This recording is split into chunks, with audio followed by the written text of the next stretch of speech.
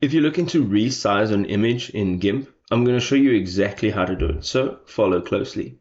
So the first way of doing this is going up to the menu on the top, and what you want to do is make sure that your image is selected.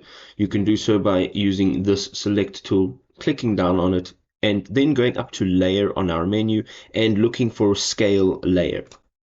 Now, once you've used this scale layer, you will see that there is a width and a height.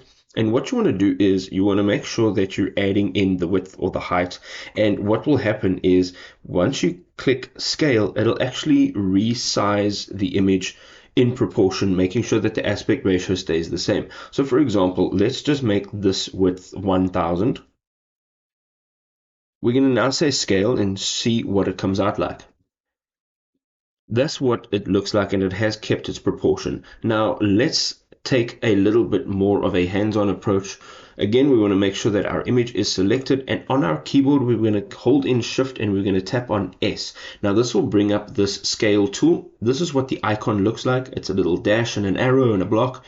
And here you can auto scale this with the blocks on the edges of the image. Now on the left hand side you can see that it does have some guides, so that there is you can use the resizing around the center of the image, and then you can also keep the aspect ratio. Now if you click on keep aspect ratio, it will literally keep the aspect ratio, as you can see.